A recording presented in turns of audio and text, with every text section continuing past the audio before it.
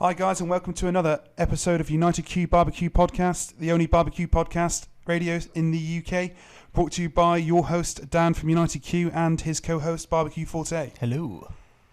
This episode is brought to you by our kind sponsors, ProQ Smokers. ProQ is dedicated to providing you with quality smoking products with top-notch service and free advice for beginners to pitmasters. You can find them on Twitter, Instagram and Facebook under ProQ Smokers. And on this week's episode, we have the Dr Evil BBQ Team. Hello. Hello. Hi, guys. Hello. How are you doing? You all right? Yeah, we're all fine, thank you. How are you? Oh, we're pretty awesome. We're awesome. We're always awesome. We're ready to talk barbecue, so times don't get much better than this. So if you could introduce yourselves and introduce the rest of the team, Gary, that would be great. Okay, I'm Gary Craig. I'm the team owner at Dr Evil BBQ. I'm the head honcho, head cook, chief bottle washer. I've got Grumpy Man with me, who's number 2 in the team. I've got Artist with me, who's a bit secret squirrel. He's a government spy, I'm pretty sure he is. He doesn't want anybody to know his name, but he's down with the kids. We've got Barry here as well. He's the transport manager. Good. We need everyone needs a transport manager. Yeah, awesome. So we nearly have a full house. Nearly. Who's missing? Nearly. My wife, Jill, otherwise known as Foxy Cleopatra. Yeah, awesome. And we've got a member that joined us last year is Stuart Graboid from Twitter. Ah, yeah. Awesome. Cool. So what got you guys into barbecue in the first place then? Myself personally, I've always been interested in cooking. My mum was a cook, but never really followed anything up. I was a mad keen motorcyclist and went along that route, trained to be a mechanic. Always had a love of food, but never really did anything with it. Years later, I wish I'd gone in another direction and actually taken up cooking and gone to chef's school. Oh, cool. So you were involved, when you say that, were you involved in the racing scene, were you, or? Yeah, for a few years I was involved in the race scene. I had my own race team, worked for a few big name race teams in the Superbike Championship, crashed and burnt, and then took up cooking again. Awesome. Do you still ride bikes now? No, I'm not allowed. It's forbidden. Oh dear. Foxy Cleopatra doesn't allow Dr. Evil on the bikes anymore. Oh dear. She definitely does not know. I had a bit of a in 2002 that involved quite a few visits to hospital, and since then it's been a non-starter, and I'm too old and fat anyway. Just stick to the food now. Better off anyway. So what about the rest of the guys there then? What brought you all into the sort of barbecue love? Start with Grumpy? Yeah, many years ago, I mean, I got my first taste of American barbecue actually in London when popped to Bodine's when it first opened, and I just wanted to find out how on earth I could cook this wonderfully tasting food. So, yeah, just did a bit of research, watched all the programs, and got a Weber and started from there. Awesome. What Weber did you start with? The Smoky Mountain 18.5 inch, I think, small. Oh, cool. So you went straight in for the Smoky Mountain then. Awesome. Yeah, and lots of advice in the British Barbecue Society forums. That's where I got my first true pool of knowledge from, and met a few guys. Yeah, cool. Yeah. So the British Barbecue Society is another one of the forums that's available to everyone in the UK. Nowadays, mostly based on Facebook, but also there is a blog page and stuff like that. But we spoke about Country Wood Smoke. It's similar to that, somewhere where people can go for advice and to swap recipes and share pictures and stuff like that. So that's awesome, guys. Definitely go on to Facebook and check that out. That's the British Barbecue Society. What was Bodine's like then? That's one of the barbecue restaurants in London I haven't visited yet. Yeah, I haven't been a long time since what was it, 2004, I think it was. Yeah, it was good, and I understand now there's quite a few now in the UK. Other barbecue joints. Yeah, it's one of those things that's like fashionable at the minute, so we're getting all these places opening up, but we're doing a bit of a circuit at the minute, trying to find the ones that actually don't mean this in an offensive way, but serve real barbecue food and are doing it right. So yes, yeah. They obviously did it We're on right the there. They same- inspired you to get into it.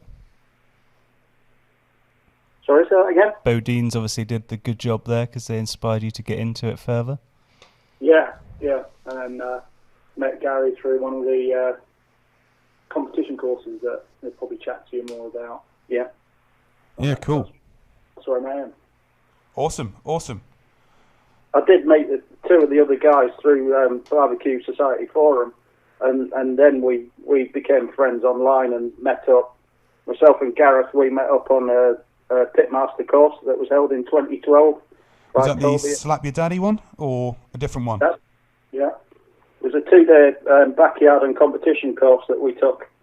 To be honest, I had no idea what American barbecue was or who he was, but the forum went absolutely mental in 2012 saying he was coming over, and I just thought, I've got to have some of that, I've got to go, I've got to see what it's all about.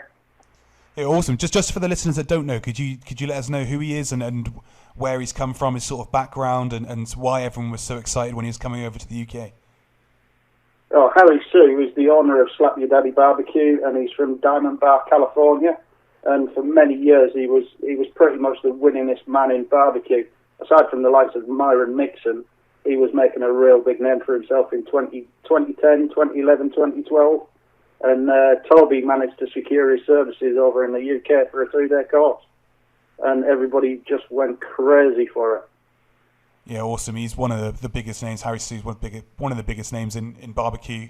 So yeah, awesome. That's one of the courses that I would have loved to have joined and come along to. So I bet you learned absolutely loads from that. What did you take away from that? What were the sort of key points you took away from that experience there? Oh, well, it's difficult to say. I didn't really, like I say, I didn't know who he was or what American style barbecue was, much less competition style barbecue. So everything that he spoke about, I learned something from him. Yeah, so you went straight in at the deep end with one of the best then. So that's pretty awesome. Yeah, no pressure. That's how we like to do things. Straight in at the... Yeah, well, you've also done it in the barbecue competition world, though, guys. You guys have gone in and in your first year competing won the burger at Grillstock. Is that right? The burger in Manchester Grillstock? Yeah, in 2014.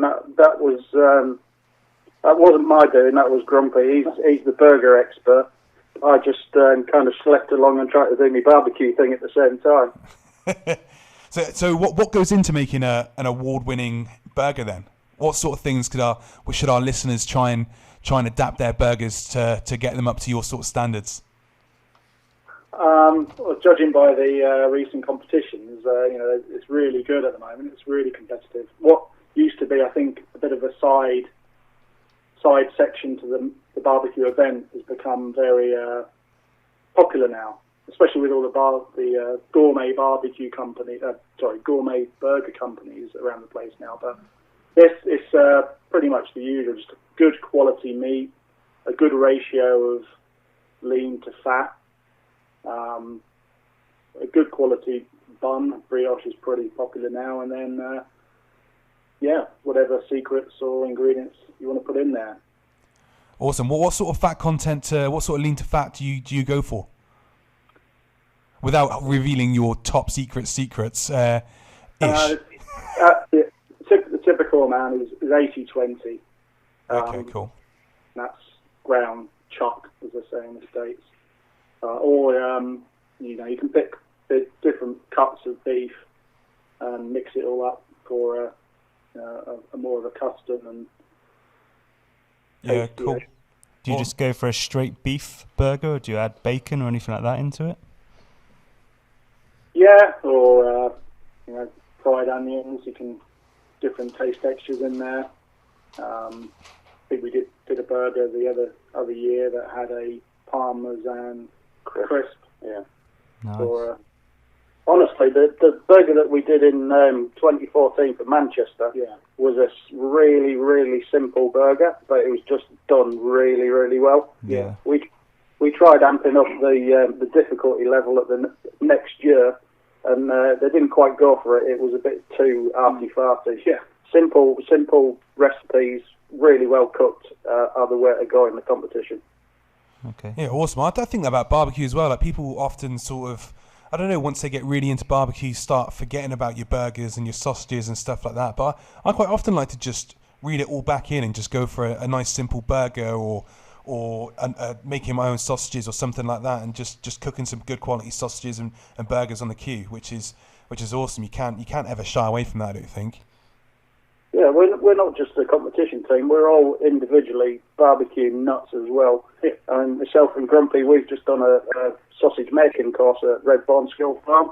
So we're making sausages, cold smoking them, hot smoking them, grilling them. You know, it's there's a lot of stuff there that we don't do at competitions that we still do at home. Yeah, that's amazing. So, sorry, where was that? Which sausage making course was that? It was Red Barn School Farm. And how was that? You thumbs up or thumbs down? Up to our neck in mince and pig's guts. Awesome. Sounds good to me. It was a really, really good course, and I recommend anyone else. Did you do any of the butchering of the pig and stuff yourself, or was it purely sausages that you went in for? No, we didn't do any of the actual butchery or anything. We did the mincing of the product itself. Mixed the spices, the cures, packed the sausages, linked the sausages, which is quite an art form. Yeah. Yeah, awesome. That's just unraveled a whole new world of food again for you guys, because there's endless opportunities with sausages and the sort of mixes and different spices and seasonings and mixes of meats and everything. So that's probably just unleashed a whole new world of food for you guys, which is awesome. Yeah, there is a reason for it though. We're searching the world for somebody that can supply us a decent hot link that we can take to a competition, and there's just nothing available in the UK, so we're trying to find a way of making it ourselves. Cool. It's always the best way if you can make it yourself. So what cues do you guys use in your competition team? In the competition, it's mainly Weber. I know that's going to hurt your sponsor, but we love him as well. It just so happens that we're predominantly Weber owners. Mm-hmm. I've 2 WSMs. Gareth's got a WSM. We've both got various kettles between us. I've got a 47 kettle. A 57 kettle and a 67 kettle. Gareth's got a 67 kettle, and we both had flat tops made for them. We had them made out of stainless steel so that we can grill our burgers a little bit easier on and do various other stuff that you can't do on a grill-based cooker. Okay, that's cool. So explain what is that? If you could explain that further. It's just a massive hot plate that's driven by charcoal. Instead, when you see people grilling burgers, they usually use electric or gas hot plates. It's basically a version that fits over the top of a round Weber barbecue that we had made.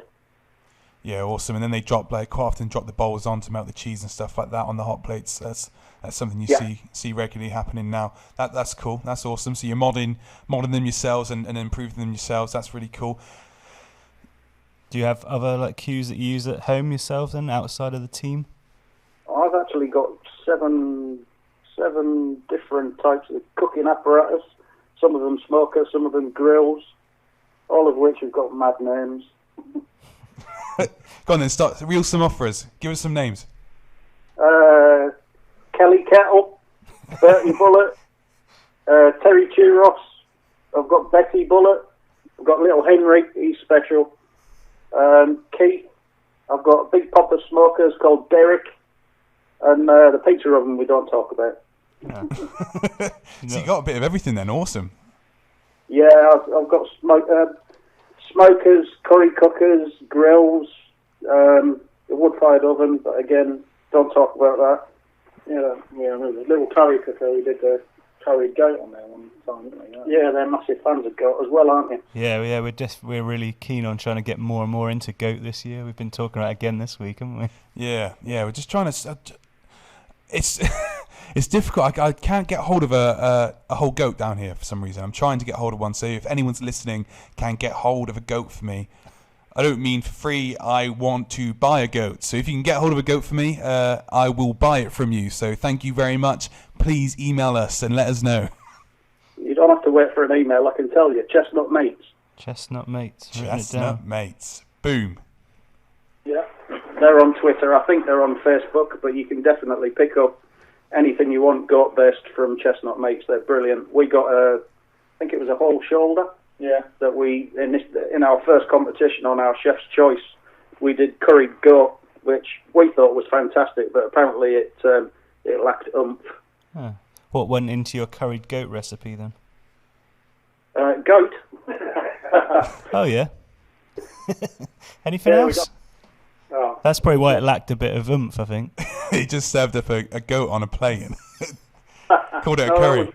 That was one of Grumpy's cooks again, so he can tell you about it. I think he used jerk seasoning on it. Yeah, I managed to get some good info from a West Indian cook in the area, and he basically gave me his recipe. So there's a really nice little spice shop in Letchworth I go to for all the Jamaican seasonings and that, and I can't recall exactly what we put in there. Did you ever post it online? I'm not sure actually. I have to check.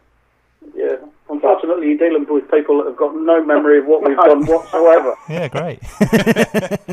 If you find it, post it and we can share that with everyone. Yeah, we smoked it for a good few hours and then put it in your curry. And little Henry, yeah. Awesome. I like your style. The fact that you went to sort of a local cook from sort of a Jamaican. Did you say a Jamaican background? Yeah. Yeah. So you know that obviously a lot of goats cooked over there. So you go and see someone, get advice from them, and then try and put it into a cooking yourselves, which is an awesome way to do things. That's what I like to do, is try and learn from the people that know. So yeah, that's cool. Just for competition purposes, I should have ramped up those spices by a factor of 3, I think. Yeah. We were talking with Jackie about that last week, about how you've really just got to ramp everything up about like you said, about 5 times just to get everything into that one bite. So yeah, a little bit different to the sort of home style curries you'd be cooking. Yeah, absolutely, yeah. But I don't think I personally don't think it's that massively different. Some people will say you're an idiot, Gary, but I don't think it's that different. There is a difference, but I don't think it's that far apart. Well, not to my palate, anyway. Yeah, that's good to hear, to be honest, because we've talked about that ourselves when we've been thinking about it. We're like, we just want to cook what we like to eat and hope that that's good enough to win. Yeah, we may be suckers for thinking that, but that is like, yeah, that's what we discussed if we were ever to delve into the competition scene, is what we would like to cook, is what we sort of eat at home, and if it's not good enough and they slap us down, then so be it. But we love it, so we're hoping that they might like it one day. Yeah, I really like competition barbecue. The problem is you can't eat a whole plate of it. Might be good for my diet then. Yeah, a couple of ribs, a piece of chicken, a couple of slices of brisket, you're done. You couldn't eat a plateful of it, because it is more powerful, but I don't think the flavour profile is that different. Okay. Cool. Good to hear. So are you guys low and slow through and through? Is that what you're all about, or are you into a bit of hot and fast stuff as well? Well, the competition's predominantly low and slow, but there is hot and fast elements to it. Like I said, we're all individual home cooks anyway. Yeah, and if you're at home, are you generally going up for your sort of long cooks, doing pork shoulders and that type of thing? No, because I'm pretty lazy. Yeah. I like to do wings quickly on the grill, sausages, not too much, but whole chickens only take a few hours, things like that. Awesome. Do you tend to go for like buffalo wings, like whole wing at home? I really like our competition hot wings, which I do quite regularly. I love them. Can you share a basic recipe with the listeners, or is that top secret still? There's nothing top secret about my wing recipe at all. It's a famous Dave recipe, basically, that's been changed a little bit. It uses Frank's red hot sauce, and I arm it up a little bit with a bit of Ridman sauce. Nice. Awesome. So is that just do you marinate it in those sauces, or just Do you just cook them on the grill and then coat them in the sauces at the end for a glaze, or what sort of process do you go through with cooking the wings? The wings are usually pre-brined in a. It's not really a liquid brine. It's you'd have to say Famous Dave's recipe. It's a concoction of herbs and spices, which is a wet rub more than a brine. Leave them in that overnight, then take them out the next morning, smoke them for an hour, then glaze them, and then crisp them up on the grill. Finish them off on the grill. Awesome. That sounds lush. It is really nice. I like them. We'll definitely go on and check out the recipe. You mentioned earlier on that that a guy called Toby brought Harry Sue over to the UK. So can you tell us a bit more about Toby? Who's Toby? Toby Shea is basically, in my mind, he's definitely the guy that got me into barbecuing, but he is allegedly the guy that set off the barbecue craze, or the American-style barbecue craze in the UK. Maybe not started it, but definitely brought it to the forefront of everybody. He started the forums, he started the competitions. I think he held his first competition in 2009. So one of the big catalysts of the UK sort of low and slow barbecue scene then? I think he's one of the unsung heroes. Nobody seems to have mention him much when they're talking about barbecue, but he's one of the guys, in conjunction with a few others that you don't hear of anymore, that really started the American-style cooking in the UK. And he's also a damn good cook. Yeah. He's won a few competitions himself, hasn't he? Yeah, he's the team owner of British Bulldog Barbecue, and pretty much he's guaranteed to win whatever he turns out for. He is embarrassingly good. So he doesn't enter anymore. He wants to give everyone else a chance then, does he? Is that the way he rolls these days? If he didn't enter, then we'd have a little bit more of a chance, but there's some other pretty special barbecue teams out there. Yeah, there's some pretty awesome ones around. But you guys were reserve grand champions this year at Grillstuck, weren't you? I mean, that's pretty awesome. And there was only about 10 points in it over 680 points, wasn't there? Something like that? Yeah, it was 11 points, but I'll let you take 10. We're rounding. Yeah, it was a massive shock for me. We've been a team, we're still a young team. We're certainly not the best out there. I wouldn't go so far as to say that we're particularly good. We're just solid. And for the last 2 years, we've been working our way up the charts. So, yeah, we figure in the top half of the teams that enter, but that's not guaranteed. Tomorrow we could have an absolute stinker and come nowhere. So do you guys practice together as a team very much, or are you just all cooking on your own and then just coming together for these big events? Pretty much come together at the events. It's very difficult. I've got quite a high-pressure job. Grumpy runs his own company. Artist, he's a busy man. Barry, the transport manager, lives a million miles away. It is very difficult for us to make up. I'd like for us to cook a lot more together. Yeah. You should get some Skype cooking on the go, and you can all interlink and sort of chat to each other on that. No, we've kind of taken over Pinterest at the moment. Yeah, Pinterest is awesome, isn't it? There's so many good ideas on there. Periscope. Ah, yeah. We're live videoing each other all the time. Yeah, I'm a fan of Periscope. I think we're all very active on social media as well, in terms of trying to make sure that people understand what we're getting out there, what we're cooking, and then anything that we see and do between ourselves, we can pass comment in the background with direct messages to each other to say what we've done, and still share what we're doing with other people so they can see what we're cooking, but also anything that we are trying to keep to ourselves, do that in the background and help each other out with any tips that we need to make sure that the cooks are in the direction of anything that we're going to do in the competition. Yeah, great teamwork. That is the beauty about social media now, is that it's just so easy for us all to share stuff and share the ups and the downs of barbecue, and things that go right and things that go wrong. And that is just the absolute beauty of it. It's really opened up my eyes to just different styles and just different recipes. I'm always learning stuff all the time from social media, so I absolutely love it. I think it's changed the cooking world for us all, really. Do you guys kind of take on a lead in each part of the cook? So just one of you go, right, I'm going to be in charge of the burger this round, and all divvy up all the jobs, or do you just all chip in? Mainly, Gary does most of it, and then acts as the martyr, sits in a chair overnight, is miserable for the rest of the competition, and we don't do a lot apart from stand there and eat snacks in the background. But drink I think, Jack Daniels. Yeah, Gareth's been exceptional in the burger rounds and trying to push that side of it, and making sure that we try and get some good results, come up with some really good recipes and ideas for that side.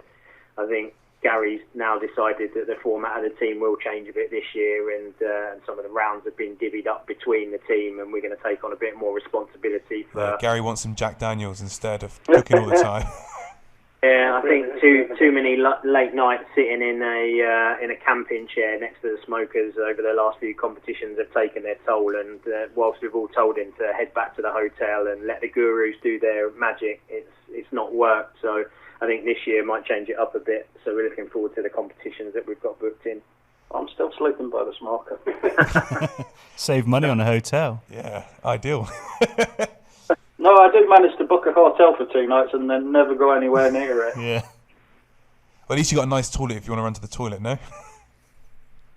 It depends how far away the hotel is. Oh, so he just ends up doing it in his chair next to the smoker. He does everything there. Everything's right next to the smoker, so that's how he rolls these days. Yeah, I use it as a brine the next morning. That's how he wins. And that is your the secret ingredient, guys. Winning recipe right there. You mentioned Barbecue Guru. What is the Barbecue Guru for our listeners who don't know? It's basically a cooking aid that you can attach to your smoker or even a grill. It's basically an electronic device or computer-controlled fan, for want of a better description, that takes care of pretty much the temperature control of your barbecue. Okay, awesome. So the fan controls the airflow into so you close off the other vents, is that right? And just keep one vent open with the Guru attached to it, and then that controls the airflow, which therefore that then looks after the temperature, is that right? Yeah, absolutely. On the WSM, you've got 3 vents at the bottom, all of which are blanked off, apart from one access hole for the fan itself. Then that's hooked up to a little computer control unit with a probe inside the dome of the cooker that measures the temperature inside the cooker and adjusts the airflow to compensate. Cool. Can you monitor that temperature remotely or not? It's got an LED screen on it. I can't on my 2 versions that I've got, but Grumpy's a bit of a tech fiend and he's got a Wi-Fi version that reports to his phone. Awesome. I need to speak to him then. Awesome. Yeah. That's really cool. So, guys, you can get them from BattleBox BBQ. They're the UK Guru suppliers, and there's a few different types, and you guys can go on and check them all out. And as you said, there's Wi-Fi controllable ones. There's ones that are sort of just LED, which you control on the unit itself. So there's loads of different types that come in at different sort of price ranges. So BattleBox UK are the suppliers for those if you want to go on and check those out. Yeah, absolutely. I mean, I got my first one, I imported it from America. Or the first 2 I got from America, actually. The second one I bought while we were in Vegas at the World Food Championships. But, BattleBox and places like Barbecue Gourmet these days are just a godsend for the barbecue community. 2 years ago, or 2012, there was pretty much nothing you could buy in the UK. Unless you made it yourself, you were importing it from America. And with the advent of BattleBox, Barbecue Gourmet, places like that, you can pretty much get whatever you want these days. Yeah, great. So the Barbecue Guru maintains your low temperatures or hotter temperatures if that's what you're aiming for. But what temperatures are you aiming for when in your cooks? What meats do you cook at what temperatures? My cooks are mainly anywhere from 200 Fahrenheit up to 275 in that range, depending on what I'm cooking. If it's hot and fast, then yeah, you want to be 350. But again, it really depends. I don't really cook anything hot and fast. It's just some stuff cooks faster than others at a given temperature. Chicken, I would do at 275. Ribs, we finish at 250. Pork, brisket, we finish round about 230, 240. Mm-hmm. But it all starts off at around 200 degrees Fahrenheit, which is less than boiling point of water. Yeah. Awesome. Cool. So I'm similar to you. I do most of my cooks sort of the same sort of temperatures between 200 and 275. Do you tend to start off all your biggest stuff, like you said, around the 200 mark to keep it a little bit colder, letting that smoke get in, smoke really penetrate for a little bit longer? It's not really for that. It's a bit of a fudge. It's just to give you a bigger rest in between sips of bourbon. Great answer. Brilliant. What's your favourite bourbon? At the moment, I'm sipping on Elijah Craig, which is very, very nice. I've left it in the other room. But I'm a big fan of Jim Beam. Nice. Jack Daniels is okay, but I prefer Jim Beam. Yeah. Awesome. So what sort of rubs do you guys go for? Do you use commercial rubs, or do you make a lot of your own stuff? Do you take commercial rubs and then add them to other things and make them your own, or what sort of things do you go for? Previously, I've tried making my own rubs, but not had that much success. I haven't got a particularly good palate. That's one of the reasons Artist is so good on the team, because he's got a fantastic palate. He's good for tasting sauces and rubs. I've never really had that much success with homemade rubs. I tend to go for commercial rubs that I can mix and match. They've got their flavour profiles pretty much where you need it to be, and then you just change it to what you prefer or what you think's going to work. I'm a big fan of mixing commercial stuff. When I say commercial stuff, it's not all American. We've got some fantastic rubs in the UK. Can you name some of the brands that you use? Sorry, say that again? Can you name some of the brands that you guys use? I didn't hear that. Can you name some of the brands? Oh, some of the brands. Yeah, no problem. The British rubs that I use are from British Bulldog, Toby. He has Memphis Magic and Slack Cow. Memphis Magic is good on pork, Slack Cow obviously for beef. One Man Barbecue Army, Steve Hayes, Priscilla, I'm not sure who he is these days.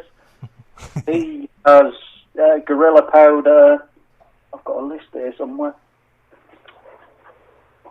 Use all of. We've both tried the Gorilla ones. We're quite a good fan of those. They're quite nice. Yeah, they got. I like the Molotov edition. I'm a bit of a fan of the Molotov edition when that was out. A little bit more of a kick to it. But we've tried a lot of the Omba ones. Yeah, they're pretty decent. He's got 3 or 4 rubs. He's got his meat makeup as well, which is a Priscilla creation. Previous to that, the One Man Barbecue stuff, I think he had the Molotov. Yeah, they were our favourite. Gorilla Powder, the Bomb, and there was another one that I can't remember what it was called. But Dirty Gold? They had Dirty Gold at one point, I think. That's really nice. Yeah, Heavy Artillery. Yeah, awesome. Used them at home and in competitions. Cool. So for the listeners that haven't quite got that, it's the One Man Barbecue Army. You can find them online. Yeah, they're awesome rubs. Go on and check them out. And also you say British Bulldog as well. Yeah, and the British Bulldog ones, they're Toby Shea, did you say? Yeah, all available through BattleBox. All available through BattleBox, guys. So get on there and check those out. I think now, as Gary was saying, because of the introduction of places like Barbecue Gourmet, the availability of different rubs from the States and from various different people, and trying to get the UK guys out there a bit more and be able to sell their product is perfect. Anybody that does follow me on Twitter will see that my collection of both sauces and rubs is absolutely disgusting. I've got a constant battle with my family with the kitchen cupboard space, and they're taking over. But it's really nice to have the opportunity to try all the different rubs, and because we do so many cooks at home between competitions, it gives you the opportunity to try various different flavours to see whether you like a sweeter profile or a heat profile, whatever it is that's out there. And then that's obviously balanced out with the way that you work a rub in and the way that you're also working a sauce in on top of that. So it really gives you the chance to practice, and you can practice the flavour coming through on really simple things like chicken, so that the meat is sort of secondary to the flavour that you're getting from the rubs and from the sauce, and then you know what you're building up on top of the flavour of any other meat that you're cooking.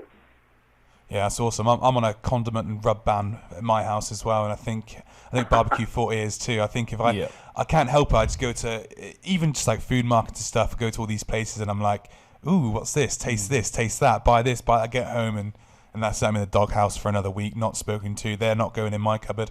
So I think like my clothes drawers are now starting to get filled up with. I have to take them up to the bedroom. So I've got my kitchen's full, so it's coming up to the bedroom now.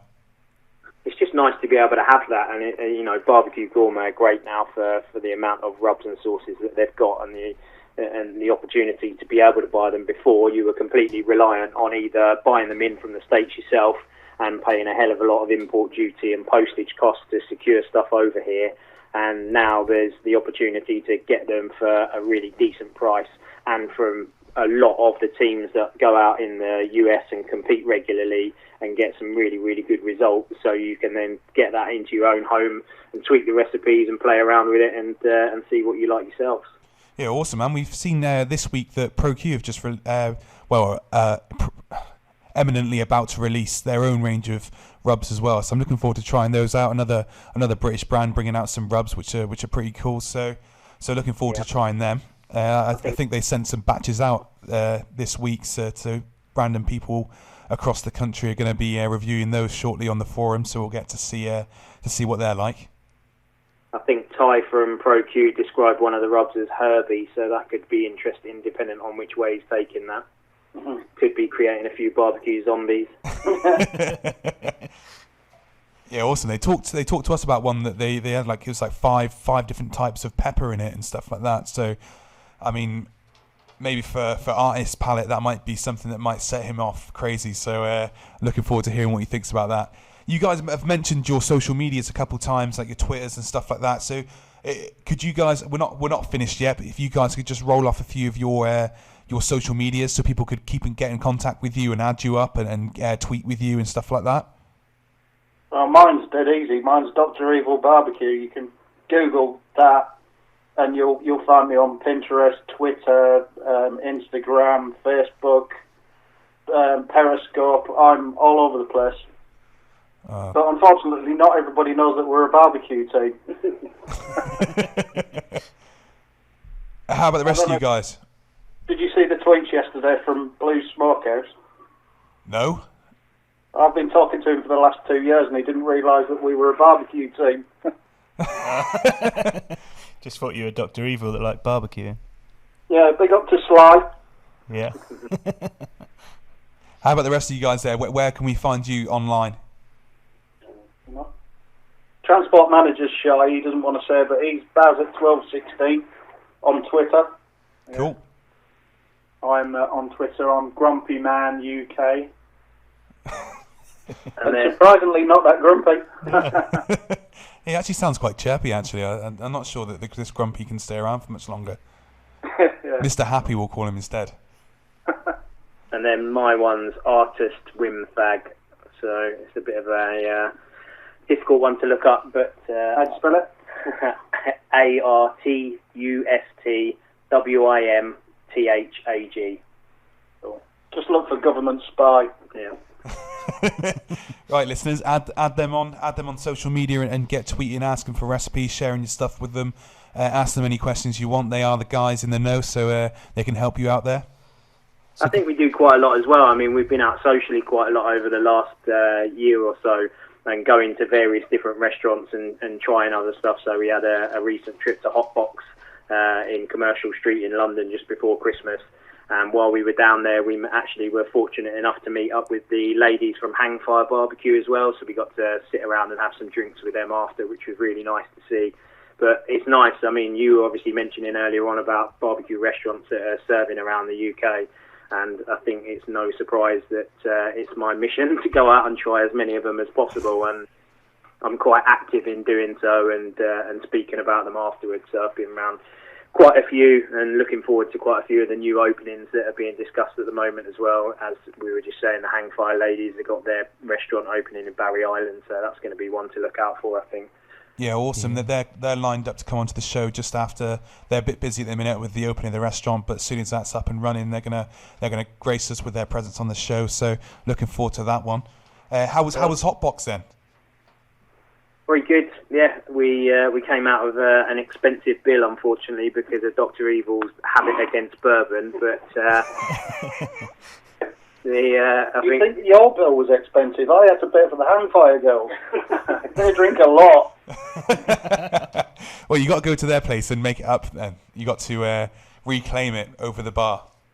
I'll be claiming it back, all right. Yeah. I think there's a few people now that have done like that have started off as a street food trader and are gradually working their way into the restaurants. And the Hot Box guys have been really successful with theirs. There's a really good mix between the barbecue food, but not going down the cliche that a lot of restaurants follow with trying to make it feel like an American-style saloon. It really is sort of an upper-class style barbecue restaurant, but we between us probably ate everything off of the menu and was very good. I think one of the dishes that was standout, which is probably nice because we do eat so much of the standard food, was mutton, and they had smoked mutton there with blue corn tacos, which was really, really good and definitely one of my standout dishes. Awesome. Yeah, That sounds really, great. Really nice. I mean, we're really interested in stuff like that, particularly is developing stuff from the UK. So lamb's a real good one that we're interested in, and sort of that's why we're interested in the goat as well. It's just trying new stuff out. We've heard recently of a place called Shotgun in London, which sounds similar to that hasn't gone for the old Wild Western sort of theme that's meant to be quite good. I think BBQForte is aiming to try that at the weekend. So we'll post a little bit about that and see what he thinks on that one. Yeah, that's on the hit list, so it'll be good to hear how you get on. But another place to try is Neil Rankin's place, Smokehouse. That was pretty special. But in one weekend we did two restaurants in one. We went to Neil Rankin's. Did we go to Neil's first? No, we did Blue Smokehouse and then went to Neil Rankin's afterwards. Nice. Well, in one day. Definite meat overload for one barbecue. That was a good day. A good day in life, that was. Yeah. It was, yeah, very good. And also, you mentioned you used one of Ribman's sauces. So Ribman's another person that started off as sort of a street food guy in London, and he's progressed on to now having a few places that are less street foody and more sort of shop based, which is quite cool. He does things a little bit different, which is also cool to see. Yeah, I'm a massive fan of Mark's sauces. I think Grumpy is as well. Yeah, I've had every one of his sauces he's ever produced, and they're all outstanding. I'm a little bit of a chili fiend, but I don't like it hot for the sake of being hot. I like flavour as well, and Mark just packs in so much flavour into his sauces. That's why I can incorporate them in things like my hot wings. It just adds another dimension to an otherwise boring hot sauce. Awesome. So guys, go on and check out the Ribman's hot sauce, or Ribman's sauces even. Give them all a try. He's got his main one, which is, like you said, that one that is a little bit hotter, that is nice, full of flavour still. So go on and check those out. I've got these limited edition super hot ones as well, and they are super duper hot. A little bit goes a long way, but they still pack an immense flavour. I was going through them so much, I bought my first, the litre bottle. Wow. That's on the top shelf on the fridge. He's bought shares. He bought Ribman shares. Niece and nephew open the fridge and it doesn't fall on their face. We'll just hope it stays up there all right. Burn their eyes out. It's really good stuff. So we've talked about rubs and sauces. What are your guys' views on brining and injecting? For competition, it's an absolute must. It to my mind, and again, people might say, Gary, you're an idiot, but to my mind, it's not the big bad wolf. It's something that enhances your meat. I use it at home and in competitions. The actual additives that we put in our injections is very little, to be honest with you. Years ago, when we first started, I was pumping gallons of it into things like brisket, but now 2 or 3 tablespoons in a litre of fruit juice or whatever else you're injecting, it's not a great deal. No, that's cool. So, I mean, that's all about experimenting though, and trying things out and learning and over a period of time, like you said, experimenting and just seeing what's right. So yeah, I mean, injecting fruit juice is by no means a bad thing. So what do you feel? What do you feel it gives to the meat then?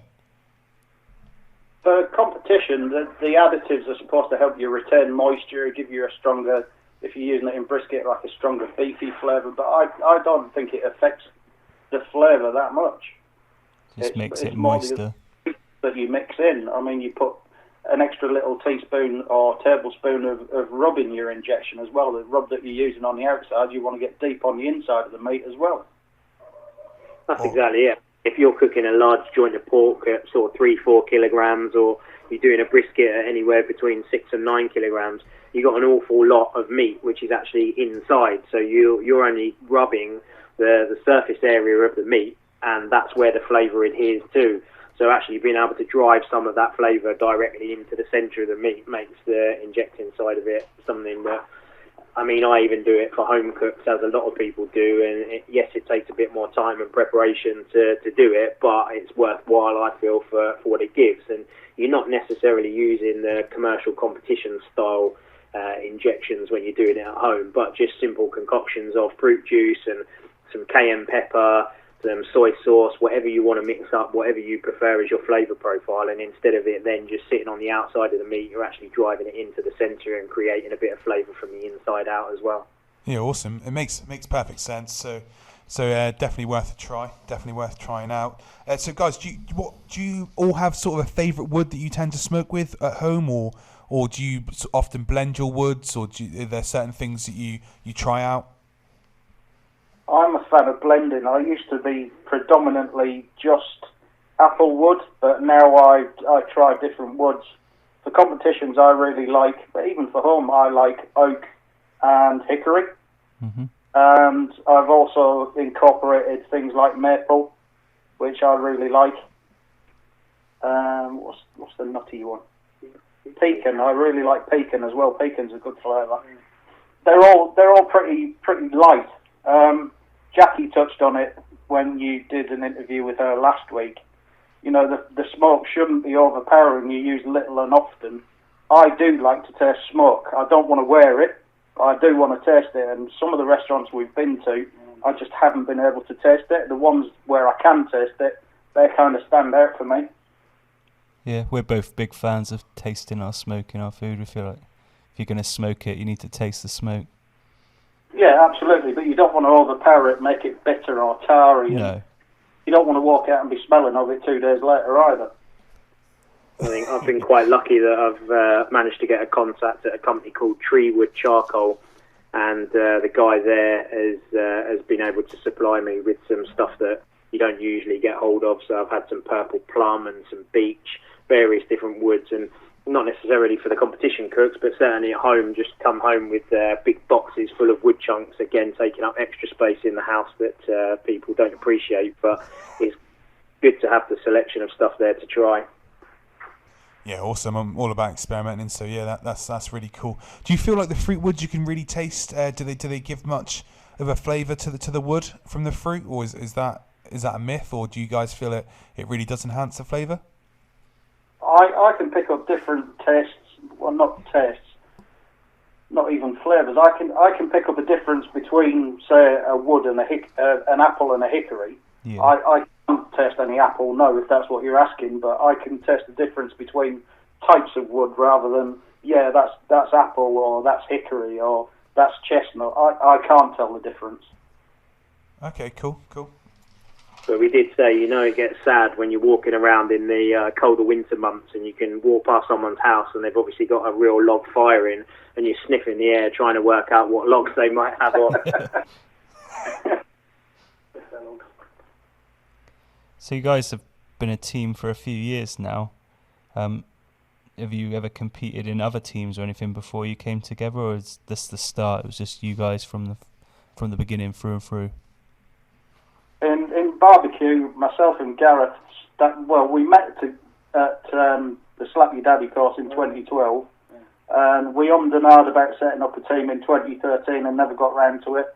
2014 came and I bit the bullet. I said, right, we're doing it. This is what we're called, and this is, from now we go. But Artist, we met on the forum again, and he joined us the year before last at Manchester. We saw you at Manchester 2014. Yeah, we did the Brighton competition as well. The paddle round the pier competition in Brighton. But I was very fortunate to, again, through social media and stuff and the forums, to meet up with Gary and be able to help on the team, considering my distinct lack of knowledge at that point. And it's been really good to work with somebody like Gary and pick up a lot of tips and information on that. And then, whilst again I don't consider myself to know very much at all still at the moment, I've then been fortunate enough to go and assist another team with a competition that we did over in Dublin last year. So there was a team called Smoking Yankees Belfast, and went over and got some good results over there, which we were really, really happy to be able to go and play against some of the big boys, because there was some of the very big teams from the European circuit over there. So it was quite nice to come away and get some wins. We got a first place in ribs, which was fantastic for us against 10 teams, and some of the teams that were out there were very strong as well. An absolute fluke. I'm still completely convinced that they took somebody else's box and put our sticker on it, but I'm assured that can't happen. But yeah, so mainly the focus is obviously Dr Evil BBQ, but it's nice to be able to have that opportunity to go and help other people if we need to. Yeah, awesome. That's something that I've noticed, is that you guys, Dr Evil BBQ, consistently place across the board well. So that's something that really sort of, I guess, helps you achieve the reserve grand champion and stuff like that. These sort of awards is that you consistently across the board are putting out good food. What have you guys got lined up for this year then? What competitions are you lined up to take on this year? There's only 3 that we're doing this year. We've not delved into Europe yet. We're strictly UK based. That's purely and simply because I'm a scaredy cat and I don't want to go across to Europe. Apart from the World Food Championship. This year we are competing with Toby at Mayhem in May in Surrey. That's on the 28th and 29th of May. Then we're going to Grillstock Bristol, which is the 2nd and 3rd of July. And finally, August, we're doing the big meet in Surrey, which is the 27th, 28th. Awesome, cool. So what have we got to look forward to from you guys then? Are you coming in all guns blazing? Are you taking first place this year?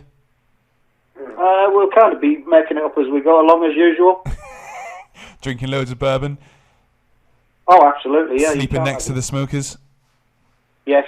So we're expecting the standard thing from Dr Evil BBQ? Absolutely. Yeah, if you want a shot, then come and tap Gary up, because he will certainly have a reserve of bottles, and he's not shy on sharing. So we'll be there. We'll be there. We'll be there. You've mentioned a couple of times the World Food Championships. Do you guys go over there and compete?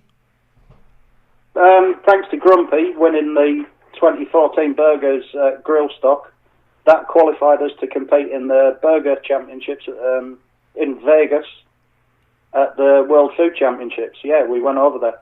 Wow, how was that? That was an absolutely epic adventure, really. Yeah. Unfortunately, Grumpy couldn't make it, so we were already bound to lose because he wasn't going to be there.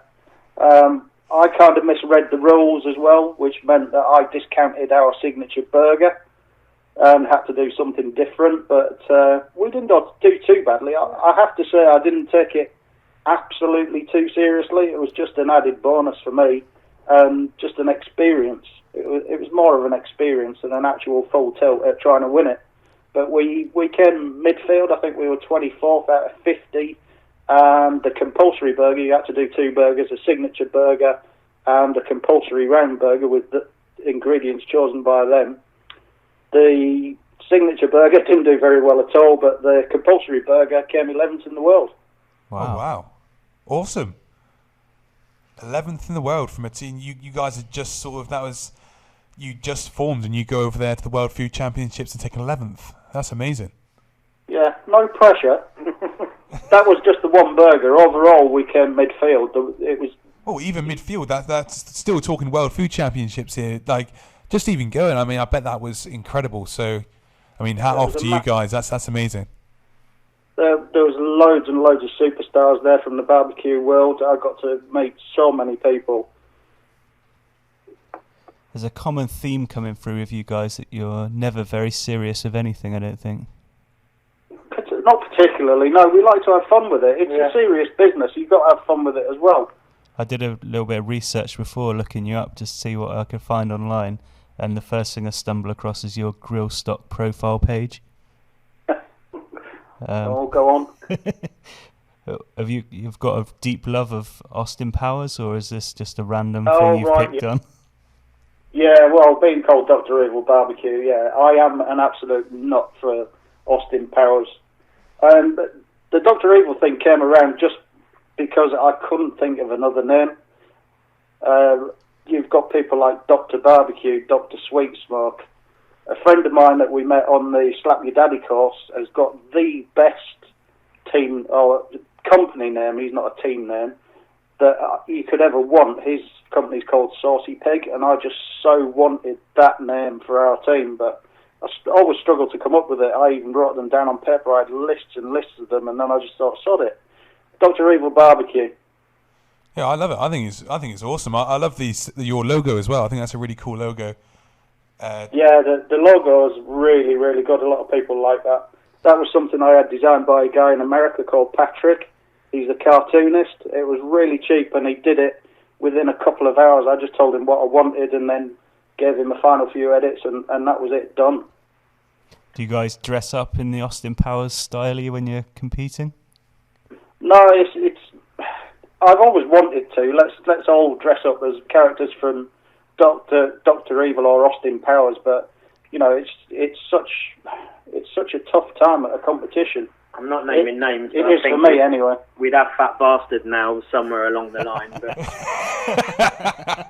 I'm not naming names. But I think we were really lucky as well. Stuart, the graboid from Barbecue Stew from Twitter, who's like the latest team member, his skills with graphics are second to none. So he made us some really, really, really good graphics that we were able to use all over social media before the Walthamstow competition, the grill stock competition last year. And it's just really nice to know that everybody in the team is using a consistent message, and we've got the little grabs with the pig character from the Dr Evil logo, and just using them in different formats and putting them out and trying to just help to build a bit of hype around the event and around our team. And you know, we had people coming up to us at the event and saying, hi, we've seen you on social media, and it's really nice to be able to chat to people. And you realise that there's so many like-minded people out there, and stuff like Twitter and Periscope, and when people follow you on there, the people that do follow you are like-minded, and when you meet them, it's not like stalkers and weirdos like you'd expect. Actually, it's really nice to chat to some of these people, and they become friends after that. So, I've often looked at Barbecue Stew's little shelter he's got in his back garden and hope to build something similar in my back garden. I think everybody's jealous of Barbecue Stew's shack. He's done an awesome job on it, and when we're all out there slaving under an umbrella that's being blown around, or just standing out in the rain in flip-flops, like going out and taking joints of meat out, and Stew's just stood there underneath his shack whistling and laughing to himself. Yeah, Storm Imogen nearly drowned me in Barbecue Forte last week, so we almost died out barbecuing in that. So we were extremely jealous of Barbecue Stew at that point. Yeah, he's a credit to the team. I mean, particularly he's great at the Periscope things that he's been pulling out, and the pictures of stuff that he's cooking with his rotisserie. Consistently every week he's cooking something new, and it's good to have the fact that he won the Weber Fan of the Month as well. So awesome, that's really cool. Right, guys, we're hitting the hour mark now, so I'm going to have to stop it there. Before we go, just could you roll out one more time for all the listeners where they could find you on social media, so they can follow you and they can watch you on Periscope and stuff like that. If you could just roll that off one more time for them all. For the team, it's dead easy. It's Dr Evil BBQ at Pinterest, at Facebook, Twitter, Periscope. Everything is pretty much Dr Evil BBQ. If you Google Dr Evil BBQ, the first page you'll get is just full of the different media we're on. Thanks for being on today's show, guys. Awesome, thank you very much. Thank you. Thank you. Been awesome guests, and we look forward to seeing you over the competition season and enjoy some bourbon with you guys. So thanks very much. Thank you. Cheers. Cheers. Thanks for tuning in, guys, to another episode of UnitedQ BBQ Podcast, the only barbecue podcast in the UK. Brought to you by your host, Dan from UnitedQ, and his co-host, BBQForte. Goodbye. This episode was brought to you by our kind sponsors, ProQ Smokers. ProQ is dedicated to providing you with quality smoking products with top-notch advice and service for beginners to pit masters, and you can find them on Facebook, Twitter, and Instagram under ProQ Smokers. Thanks for tuning in, guys, and look forward to seeing you next time. Bye.